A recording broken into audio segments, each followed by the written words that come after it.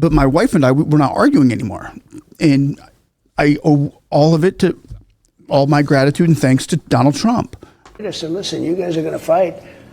You can fight all you want. I mean, just fight your hearts out, but we're not doing a trade deal. I settled it. Because I think apparently he made a phone call to my wife and told her that he's going to stop doing trade deals with her or with us if we continued. The neighbors are happy, and are not happy, but they're not fighting anymore, and the dog's quiet. Let's stop it.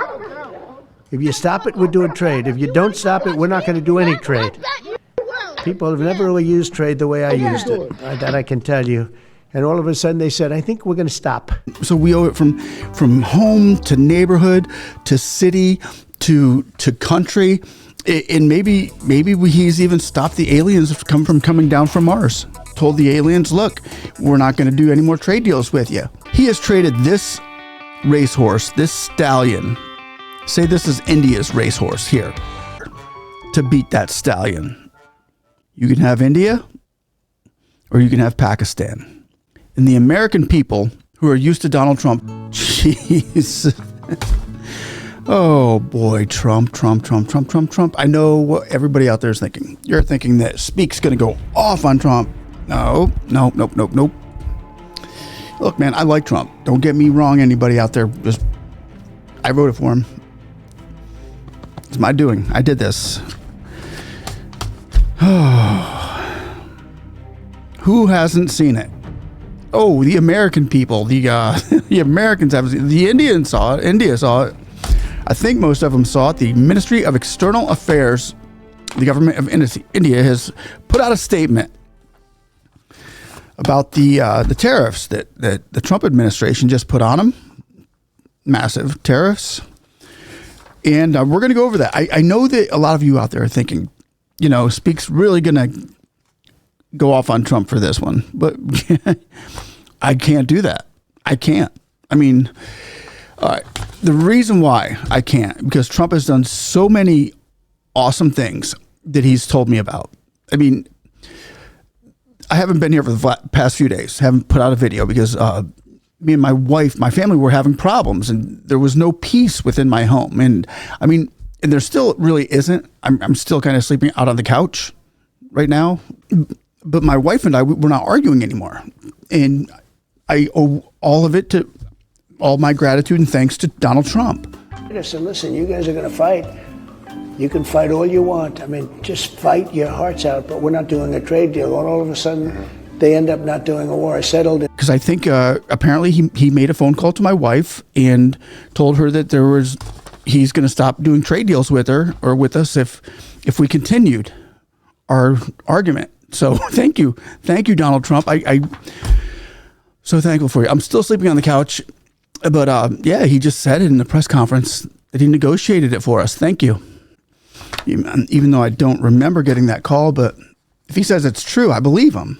So no, I'm not going to go off on Donald Trump. And not only that, but my neighbors were having a huge, major dispute. Their dog was barking all night, keeping me up all night. And it was, using the bathroom in the grass and leaving brown spots. Their neighbors wouldn't clean up after their dog. And it was ridiculous. So next thing I know, the dog's quiet.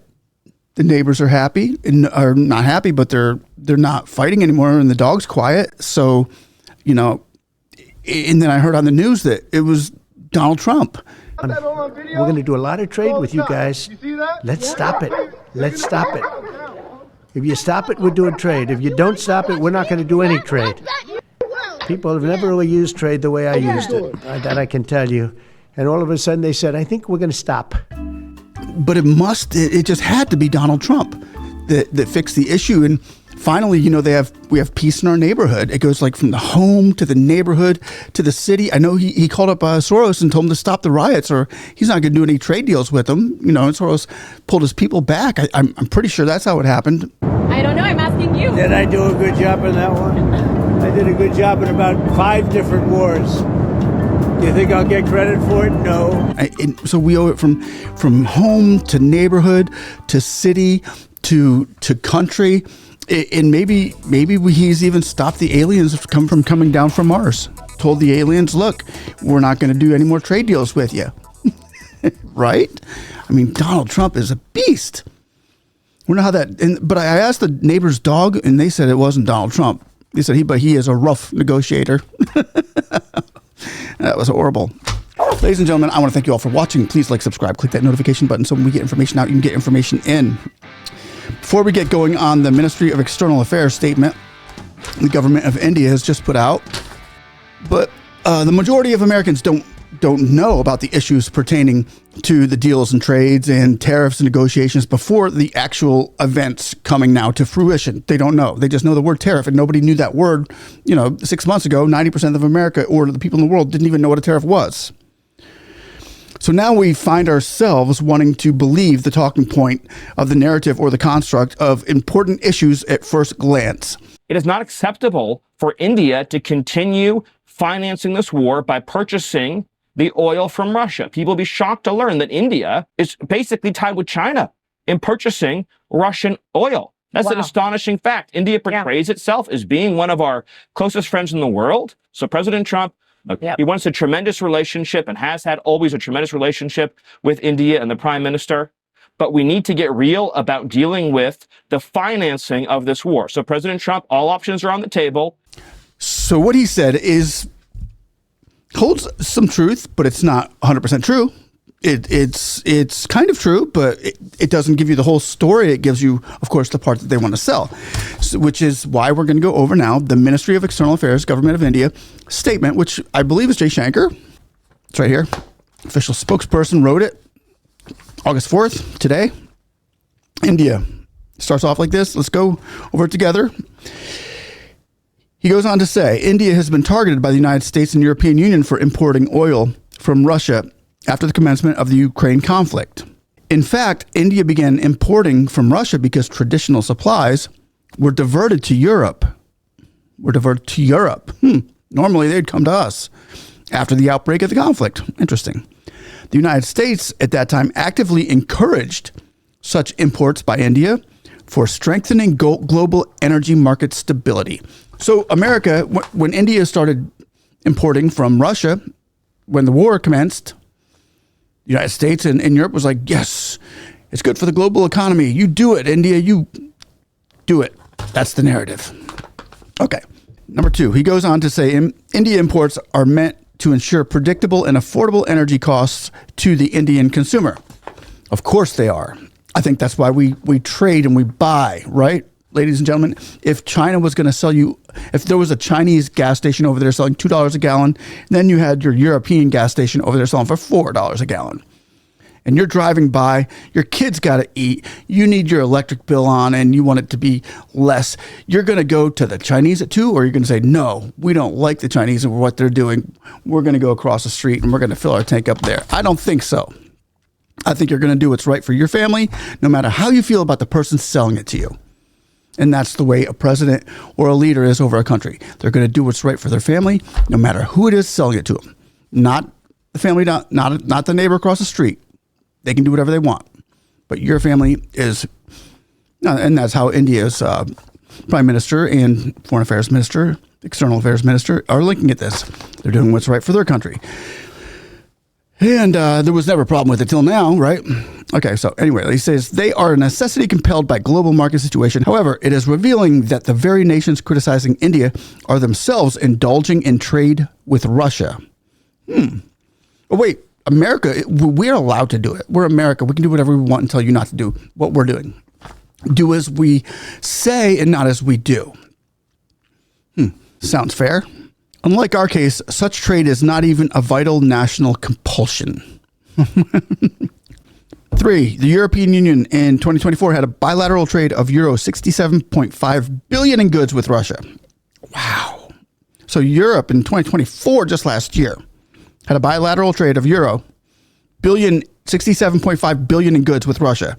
In addition, it had trade-in services estimated at euro 17.2 billion in 2023. This is significantly more than India's total trade with Russia that year or subsequently. European imports of LNG, or liquid natural gas, in 2024, in fact, reached a record of 16.5 million tons, surpassing the last record of 15.21 million tons in 2022. So Europe's going nuts too. Europe's just, yeah. Europe was just doing it at will the whole time until Trump came in. 4, Europe-Russia trade includes not just energy, but also fertilizers, mining products, chemicals, iron, steel, and machinery and transport equipment. 5, where the United States is concerned, it continues to import from Russia uranium hexafluoride for its nuclear industry, palladium for its EV industry, fertilizers, as well as chemicals. 6, in this background, the targeting of India is unjustified and unreasonable. Like any major economy, India will take all necessary measures to safeguard its national interests and economic security. Who out there in their right mind would think that that's irrational? So here we are. Here we are. Telling India now you need to stop. Now you need to stop. Why? Because now, 2.5 years, 3 years later, while we've been promoting it the whole time because it's probably really good for your economy, good for the 1.4 billion people who live there, we don't want you to do it anymore. So you should stop. Ladies and gentlemen, can we get back to reality? Trump has been anti-India, it seems like, ever since March of this year. Ladies and gentlemen, India is a stallion. They're a stallion. It would be so much wiser to get on board with India and quit supporting the crap out of the donkey. And now with Donald Trump, we think about the people that Donald Trump was hanging out with. We think about Elon Musk and JFK and Tulsi Gabbard and Narendra Modi. He was picking those guys up. These were the stallions. Now he's placed his bets on the donkey. He has traded this racehorse, this stallion. Say this is India's racehorse here. And now Donald Trump has put his money on Pakistan. This is the jackass that Donald Trump is now being seen with and putting his money on for the future to beat that stallion. You can have India or you can have Pakistan. And the American people who are used to Donald Trump saying, I want the winner. We're going with the winners on this. American style, the party continues as he rolls home in the Haskell. Has now jumped course to this.